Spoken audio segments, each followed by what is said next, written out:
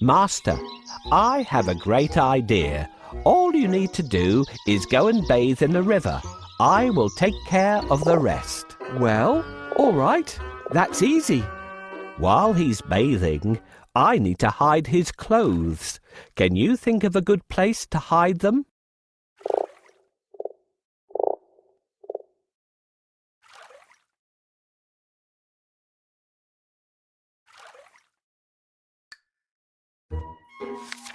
Puss grinned. Things were going just as he had planned. But he had more work to do. If you will excuse me, I'll go and make suitable arrangements to receive our king at the castle. Puss said. Marquis was puzzled because he didn't live in a castle. But he kept quiet. Puss ran ahead and met some men mowing the fields. My good fellows, stop your work and listen.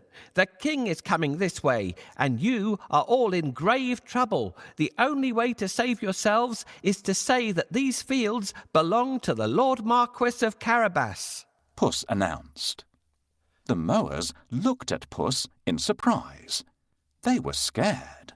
This Lord Marquis must be very powerful, they thought.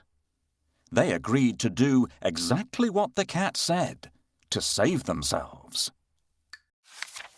Puss went ahead and saw some men and women reaping grain in a field.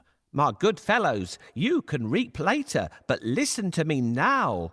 The king is coming this way, and he'll make mincemeat of you unless you say that these fields belong to the Lord Marquis of Carabas, Puss announced. The reapers were very puzzled, but they definitely did not want to become mincemeat. They promised to tell the king that the fields belonged to nobody but Lord Marquis of Carabas.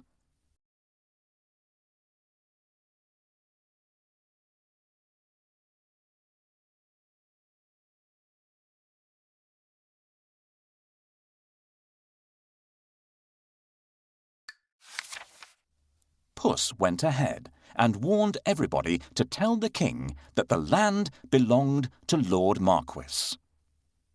The people thought that it wouldn't be right to mess with Lord Marquis. They decided to do exactly what the cat asked. But Puss had still more work to do. Huff, puff.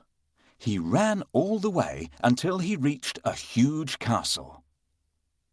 Can you guess whose castle it was? Yes, the castle and all the lands belonged to a fierce and powerful ogre. But Puss was not scared of the ogre. He knocked at the castle door. Blim, blam. 2 guards opened the door. I'd like to pay my respects to your mighty master, said Puss. The guards knew that the ogre loved anybody who admired him.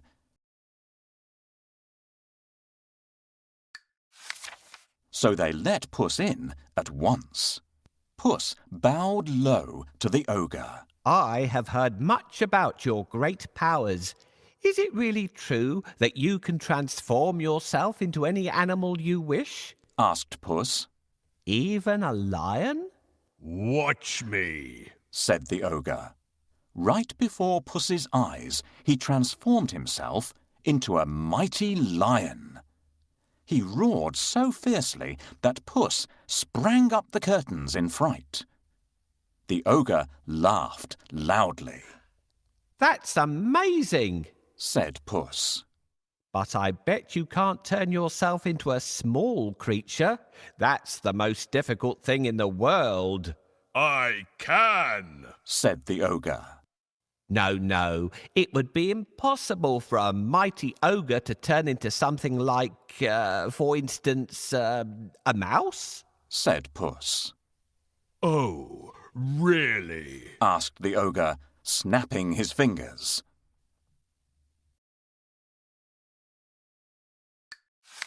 Boom! The ogre became a tiny mouse and scurried across the room. Quick as lightning, Puss pounced on the mouse and ate it in one gulp.